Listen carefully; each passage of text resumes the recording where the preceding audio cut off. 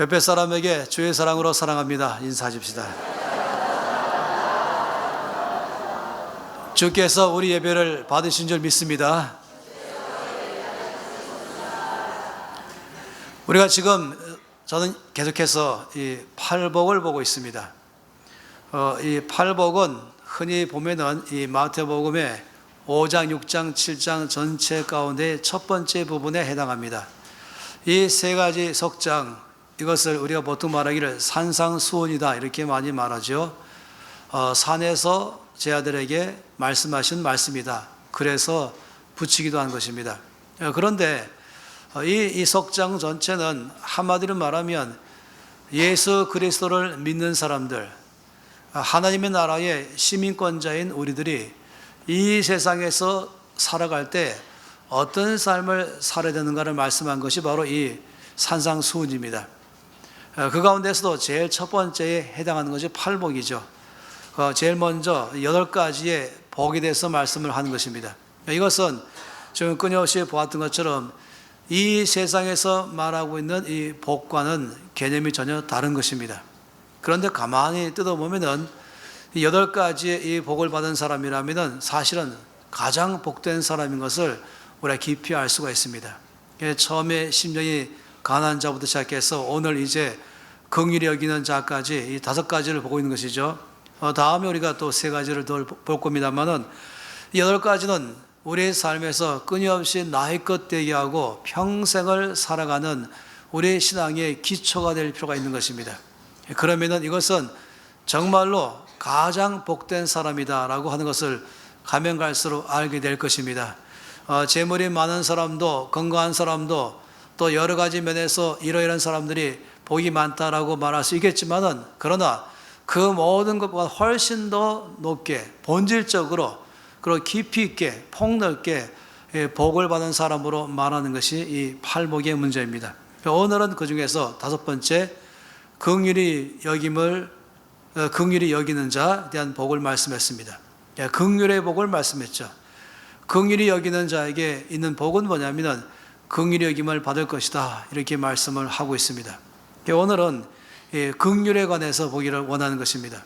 우리 신앙생활 가운데서 일반적으로 많이 볼 때가 이 긍휼에 대한 말씀을 하고 있습니다.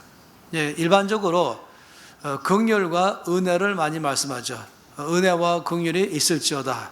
또 은혜와 긍휼이 충만할지어다 하면서 우리에 대한 이 인사에서 가장 큰 축복의 인사가 이 은혜와 긍휼이 많기를 위해서 얘기하는 것이 가장 큰 축복입니다. 그때마다 은혜와 긍휼이 항상 함께 갑니다.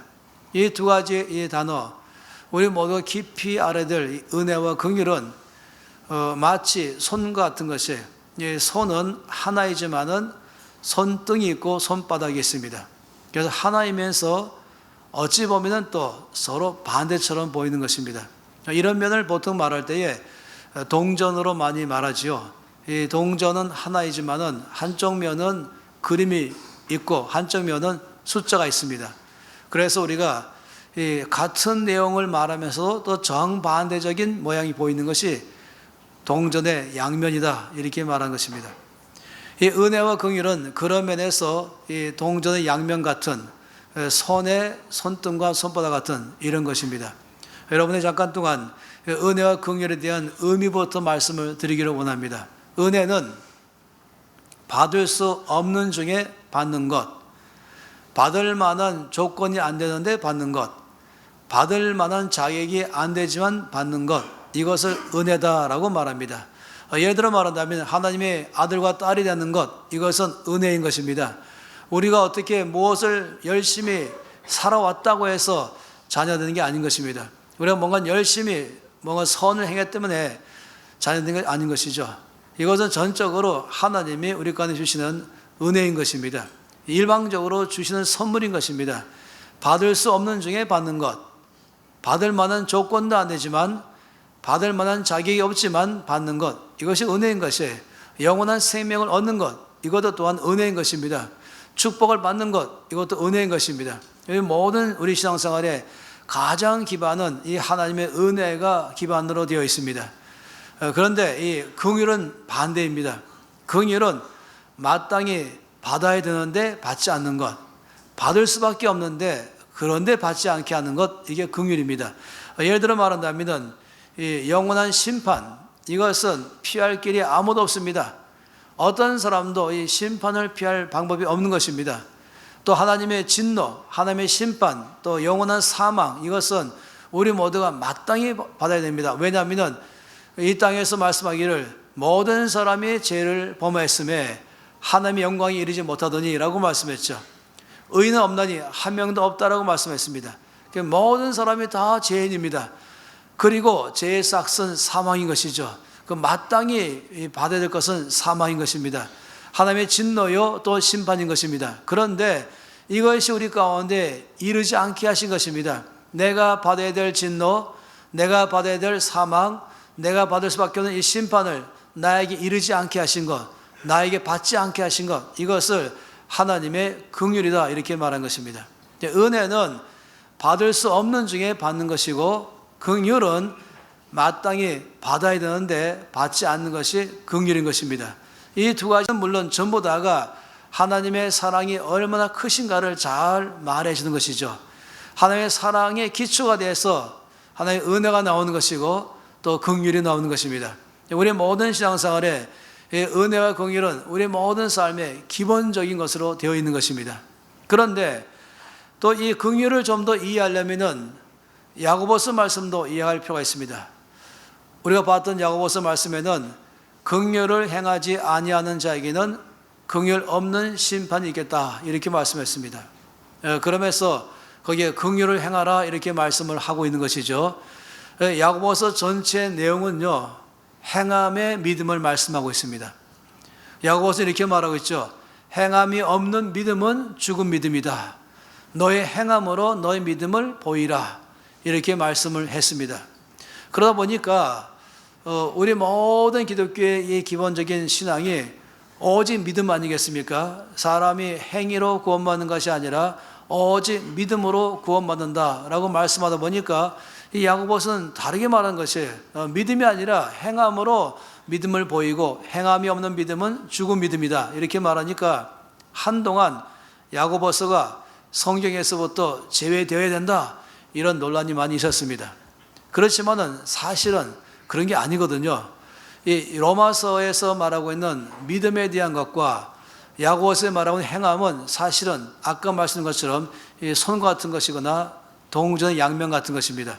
예를 들어 말한다면 나무가 좋아서 좋은 열매를 맺는가, 좋은 열매이기 때문에 좋은 나무인가, 이 질문에 대한 대답은 무엇입니까? 둘 다 맞는 것입니다. 나무가 좋으니까 좋은 열매를 맺는 것입니다. 그렇지만은 이 마태복음 7장 말씀에 보면은 주께서 말씀하시기를 그 나무가 좋은 나무인지 나쁜 나무인지는 열매를 통해서 안다 이렇게 말씀을 했지요. 열매가 좋아야 좋은 나무이고 열매가 나쁘면 그때는 그 나무는 나쁜 나무다 이렇게 말씀했습니다. 근데 주께서 말씀하기를 좋은 나무마다 좋은 열매를 맺고 또 못된 나무는 못된 열매를 맺는다. 좋은 나무가 나쁜 열매를 맺을 리가 없고 나쁜 나무가 좋은 열매를 맺을 리가 없다. 그러므로 그 열매로 그 나무를 안다 이렇게 말씀했습니다. 이때 열매는요 행위를 말하는 것입니다. 그 행위를 통해서 그 믿음을 증명하라 이렇게 말씀한 건 야고보서인 것입니다. 따라서 열매가 좋으면 나무가 좋다 이렇게 말하는 것은 야고보서를 말하는 것이고 나무가 좋으니까 좋은 열매를 맺는다 이것은 로마서를 말하는 것입니다. 로마서는 행위로 구원받는 것이 아니라 믿음으로 구원받는다라고 말하지만 야고보서는 그 사람의 믿음은 그 사람의 행위로 증명된다. 행함이 없는 믿음은 죽은 믿음이다 라고 말씀을 하고 있는 것입니다. 사실상 우리 모든 우리가 믿는 이 믿음, 이걸 흔히 말하되 기독교라고 말하잖아요. 근데 저는요 이 기독교를 종교의 하나로 넣는 것을 당연히 거절합니다. 기독교는 종교가 아닌 것입니다. 여러 종교 중에 하나가 기독교가 아닌 것이에요. 여러 신들 중에서 그 한 신이 하나님이 아닌 것입니다. 우리가 믿는 믿음 뭔지 아십니까? 온 세상에 하나님은 오직 한 분이시다. 그리고 오직 구원의 길은 예수 그리스도밖에 없다. 이걸 아는 것입니다. 다른 모든 것은 신이 아니요 우상인 것입니다. 오직 하나님만 참 신인 것입니다. 그렇기 때문에 이 기독교를 종교 중에 하나로 말하는 게 아닌 것입니다. 모든 종교들은요, 그 나름대로 자기가 만들어낸 것이 이렇게 해야만 사람이 더 완전히 갈 수 있다. 이렇게 살아가야 된다. 이렇게 해야 신에게 나갈 수 있다라고 말할지 모르지만 기독교는 하나님의 집조리 가운데 말씀한 것입니다. 기독교에 갖고 있는 신앙의 근본적인 다른 모든 종교의 차이점은 삶에서부터인 것입니다. 내 삶 가운데서 정말로 증명될 때에 이것이 나는 종교인이 아니요 나는 정말로 살아계신 하나님을 믿는 사람입니다 라고 말한 것입니다. 저와 여러분은 그냥 말로만 하는 그런 종교가 아니죠. 이론의 종교가 아닌 것입니다. 저와 여러분은 어떤 종교의 사람이 아닌 것입니다. 저와 여러분은 지금 이 가운데 사셔서 역사하시는 전능하신 한 분을 하나님 믿는 사람들인 것입니다. 우리의 믿음은 살아 역사하는 믿음인 것입니다. 우리는 살아계신 하나님을 믿는 사람들인 것입니다. 따라서 하나님이 내 안에서 구원을 베푸시는 것, 예수님의 십자가로 말미암아 내 안에 은혜로 구원을 베푸는 것도 역사라면은 동일하게 그 구원받은 우리 안에서 변화가 일어나기 시작하면서 나의 삶을 통해서 나의 구원을 증명하는 것, 이것 또한 사실인 것입니다. 우리가 종교가 아니기 때문에 그런 것이죠. 우리가 이론이 아니기 때문에 그런 것이죠. 우리는 살아계신 주님을 내 삶에서부터 증명해야만 되는 것입니다. 예수 믿지 않는 사람과 믿는 사람과의 차이점은 삶에서부터 증명으로 나오는 것입니다. 따라서 이 야고보서 말씀 전체는 뭘 말하냐면 이 땅에서 믿음으로 사는 사람들의 삶에 대해서 말한 것이 야고보서인 것입니다. 그 가운데 하나가 바로 이 긍휼을 말씀한 것입니다. 긍휼을 행하지 아니하는 자에게는 긍휼 없는 심판이 있겠다 이렇게 말씀을 했습니다. 그러면서 한마디로 말하면 긍휼로 행하라 이렇게 말씀을 한 것입니다. 여기 심판은 참 중요한 말씀이에요. 긍휼을 행하지 아니하는 자에게는 긍휼 없는 심판이 있겠다라고 말했는데 이 심판은 한마디로 말하면 긍휼이 없다 이것이죠. 이 심판은 나쁜 게 아니에요. 예를 들어서 야구 경기장에서의 그 야구 전체의 흐름을 원만하게 잘 끌어갈 수 있는 것은 바로 심판관에게 달려 있습니다. 근데 이 심판관이 이 투수나 타자가 공을 때리거나 공을 던질 때마다 이것이 지금 올바른 것을 정확하게 옳고 그름을 확실하게 구별해내는 것이 바로 심판관이죠. 따라서 심판관이 심판한다 말할 때는 공의가 기초입니다. 공의란 말은 옳은 건 옳다, 그런 건 그러다. 이게 공의죠. 따라서 이 심판은 좋은 말인 것이 이 공의다 이렇게 말한 것입니다. 그런데 참 놀라운 것은 뭐냐면 우리들의 삶 속에서 살아갈 때에 공의로 살지 말라 이 말씀하였습니다. 우리 모든 삶을 살아갈 때에 긍휼로 살아가라 이렇게 말씀한 것입니다. 제가 오늘 아침에 이 말씀을 여러분 가운데 아주 중요한 말씀으로 드리기를 원하는 것인데요. 이 긍휼을 행하지 아니하는 자에게는 긍휼 없는 심판이 있겠다 말씀하신 다음에 놀랍게 이렇게 말씀했습니다. 긍휼은 심판을 이기고 자랑한다 이렇게 말씀했죠. 다시 말하면 우리들의 모든 삶 속에는 긍휼도 있어야 되고 공의도 있어야 되지만은 마지막에는 이 긍휼이 공의를 이긴다 이렇게 말한 것입니다. 그러니까 이 공의가 있다면은 공의는 중요하죠. 옳고 그름은 중요한 것이에요. 이 공의가 없으면 질서가 무너집니다. 따라 질서를 위해서는 공의가 있어야 됩니다만은 놀랍게도 공의가 이만한 원이라면은 긍휼은 이것을 다 포함한 더 큰 원인 것입니다. 이만한 공의가 있지만은 긍휼은 공의를 다 껴안으면서 더 큰 원을 그린다 이렇게 말하면 참 좋겠습니다. 공의를 예를 들어 말해본다면은 어떤 교통경찰관이 사고를 해서 교통질서를 지금 잘 이끌어가고 있는데 저 건너편에서 차 한 대가 빨간 신호등에도 불구하고 건너왔습니다. 그러면 당연히 잡아야 되죠. 그래서 잡아서 창문을 열어라 해서 내렸더니 자기 사촌 동생이 여기 앉아있는 것이에요. 그러니까 빨리빨리 가라 이렇게 해서 아무런 벌도 안 줬다 이러면은 이제 이것을 갖다 말하기를 공의가 없다 이렇게 말하겠죠. 그는 공의롭지 못하다, 불의하다 이렇게 말한 것입니다. 공의롭다면은 당연히 그 상대방이 누구든지 상관없이 그 행에 대한 대가를 받아야 되는 것입니다. 벌점도 나오고 벌금도 거기에 매겨야 되는 것이죠. 이건 바로 공의인 것입니다. 공의가 있어야 이 질서가 잡히는 것이죠. 그런데 놀랍게도 우리 모든 상황 가운데 이 공의가 최종적이 되지 않기를 주께서 말씀하고 있습니다. 우리는 공의를 무시하지 않지만 공의로 판단 내리고 결론 내리고 행동하지 말라는 것입니다. 공의는 중요하지만은 마지막 결론은 긍휼로 내려야 된다, 이렇게 말씀했습니다. 이 말씀을 좀 더 다르게 말해보죠. 하나님은 공의의 하나님이십니다. 아까 우리가 좀 찬양으로 고백한 것처럼, 그러나 동시에 하나님은 긍휼이 많으신 분이십니다. 하나님은 공의의 하나님이시면서 동시에 하나님은 긍휼의 하나님이십니다. 그런데 하나님이 우리를 대하실 때에 공의로 대하셨다라고 생각해 보세요. 공의로만. 그러면 예를 들어 말한다면 내 오른쪽 눈이 범죄하거든 빼버리라 라고 말씀했죠. 내 오른쪽 손이 범죄하면 찍어버리라 라고 말씀했어요. 내 오른쪽 발이 범죄하면 찍어버리라, 이렇게 말씀했어요. 이 법조문 가운데서는 모든 법을 다 어겨야 감옥 가는 게 아닙니다. 그 중에 하나라도 어기면 감옥에 가게 되어 있는 것이죠. 제가 오늘 이 산부 예배를 보니까 이 성가대로 비롯해서 모든 성도 가운데서 눈 빠진 사람이 한 명도 없습니다. 손 잘린 사람도 한 명도 못 봤습니다. 발 잘린 사람도 못 봤습니다. 왜냐하면 여기 모든 분은 평생 살아가면서 눈과 손과 발에 한 번도 죄를 범한 적이 없기 때문입니다. 할렐루야. 아멘입니까? 만일에 이 시편에서 말씀하는 것처럼 하나님께서 만일에 나의 죄를 보시고 내 죄를 따라서 나를 심판하신다면은 누가 주 앞에 나갈 수 있겠습니까? 누가 주 앞에 나가서 예배 드릴 수 있는 자격이 있겠습니까? 누가 주 앞에 담대히 기도하며 그 기도가 응답될 거라고 확신하는 사람 누가 있겠습니까?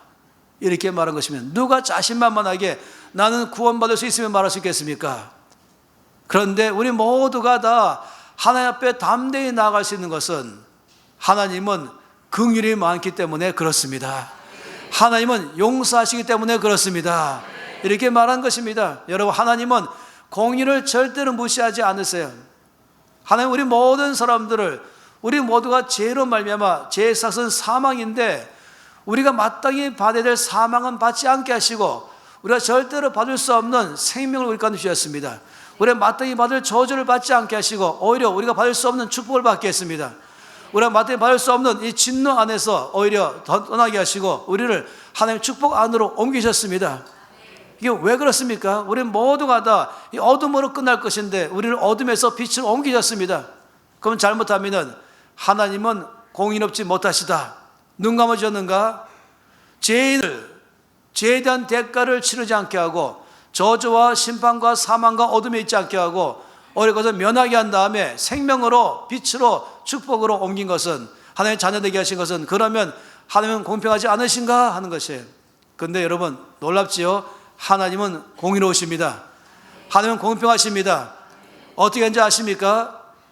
한 놀랍게도 내가 마땅히 받아야 될 모든 죄에 대한 대가를 나에게 받지 않게 하는 방법이 뭐냐면 그건 하나님의 지혜인데 십자가인 것입니다.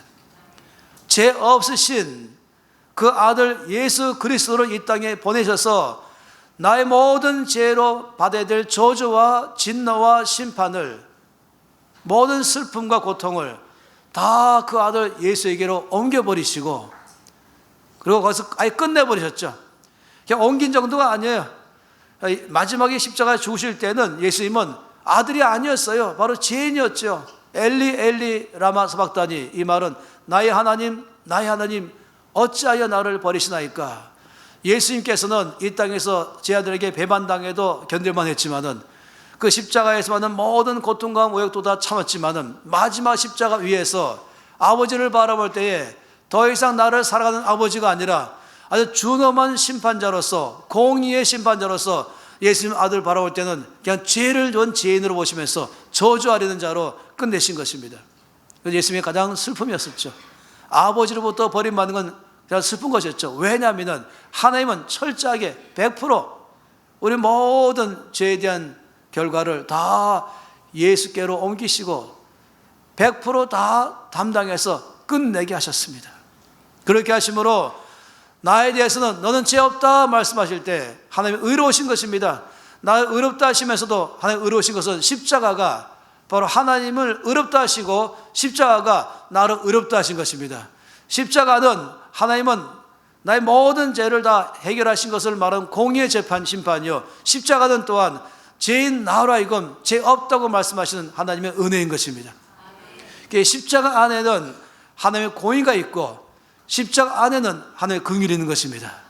그래서 우리 모든 사람들은 이 주 앞에 나올 때에 나의 죄를 보고 나오는 게 아닌 것입니다. 나의 모든 죄를 다 용서하신 하나님의 긍휼을 의지하고 나오는 것입니다.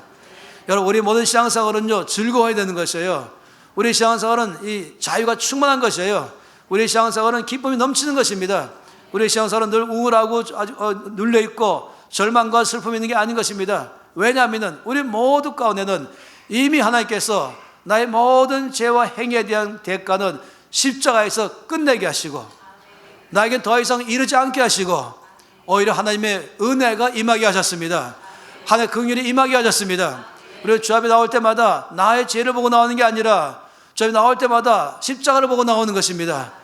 그리고 이미 나의 모든 죄가 십자가에서 끝낸 것을 믿음으로 나오는 것입니다. 그리고 주 앞에서 감사함으로 나오는 것이죠. 감격으로 나오는 것이죠. 찬양으로 나가는 것입니다. 우리가 주 앞에 찬양할 때마다 즐거움의 찬양은 왜냐하면 나의 모든 죄를 이미 십자가에서 다 끝내시고 나를 죄 없다 하시고 더 나가서 하나님의 자녀 삼으시고 축복을 주시고 생명 주시기 때문에 우리는 다 즐거울 수밖에 없는 것입니다. 할렐루야. 여러분, 그렇기 때문에 하나님 안에 볼 때는 하나님은 공의의 하나님이어서 그 하나님의 공의는 십자가에서 드러났지만은 동시에 하나님은 더 큰 긍휼로 말미암아 모든 죄인의 죄를 용서하시고 저희 은혜를 우리 가운데 부어주신 것입니다.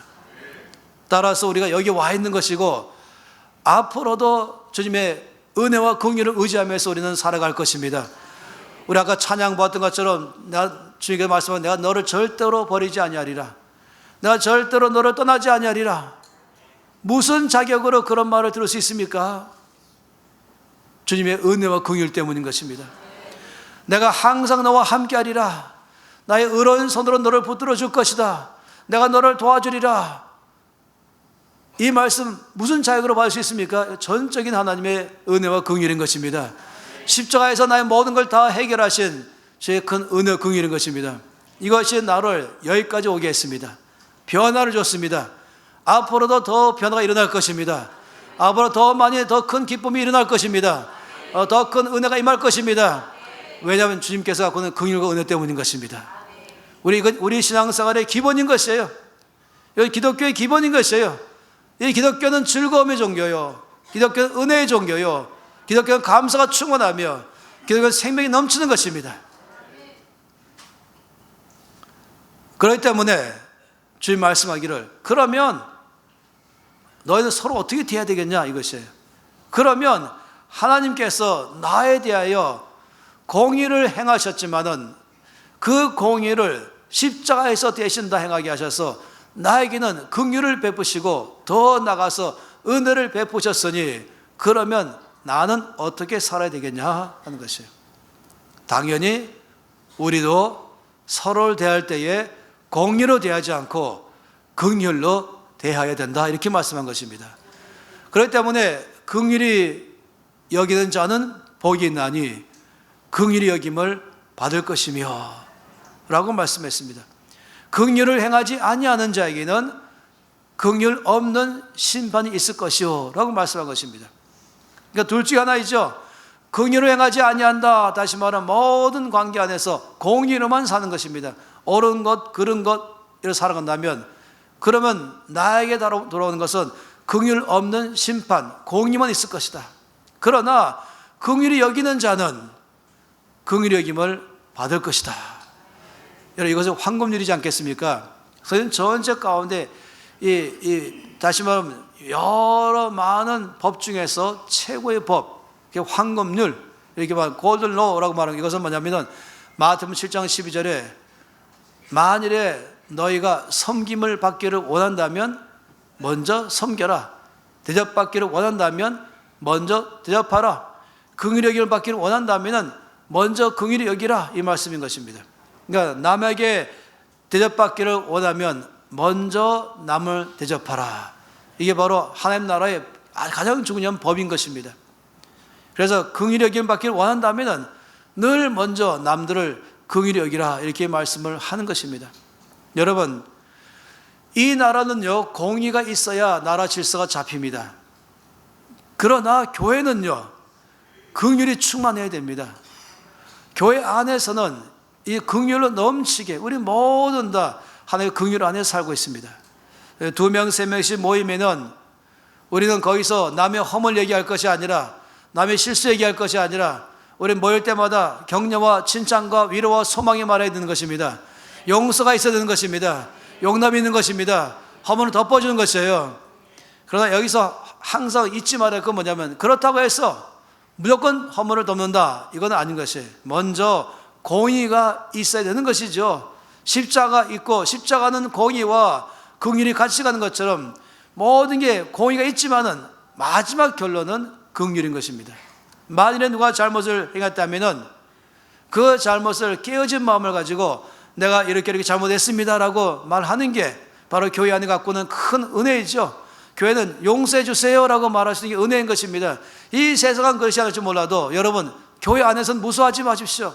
이 세상은 뭐 장관 하나 되더라도 곤란 문제 아니겠어요? 근데 교회 안에도 청문회를 하면 안 되는 것이죠. 교회는 좋은 글씨가 없는 것이에요. 좋은 글씨 아시죠? 한번 죄를 지어서 어깨에 낙인이 딱 찍힌 다음에는 어디 가든지 그 사람은 죄인인 것입니다. 교회는 그게 아닌 것입니다. 교회는 용서해 주세요라고 말할 수 있는 그럴 만한 자유가 있는 것입니다. 그럴 만한 은혜와 긍휼이 있는 것입니다. 그런데 용서해 달란 말도 안 하면 안 되는 것이죠.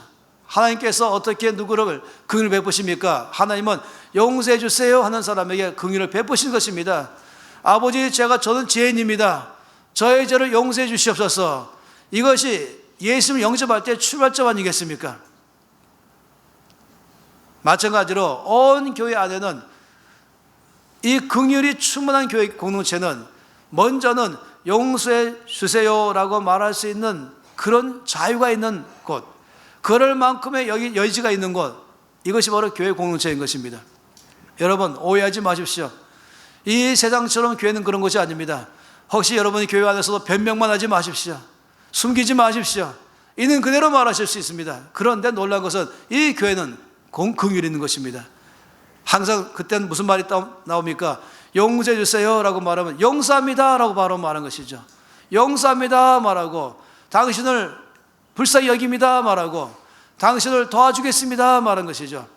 내가 너를 떠나지 아니하리라 말한 것처럼, 내가 너를 버리지 아니라 말한 것처럼, 내가 너와 함께 하겠다 말하고, 내가 너를 위로하겠다, 내가 너를 도와주겠다, 내가 너의 힘이 되어주겠다 말한 것처럼, 내가 너를 신뢰하겠다 주께 말씀하신 것처럼, 우리 안에서는 어디든지 잘못이 있을 때는 드러낼 수 있는 그런 풍성한 사랑의 공동체, 그런 다음에는 또한 전부 다 용서합니다 말한 다음에 마지막 결론이 무엇입니까? 마지막 결론은 긍휼인 것이죠.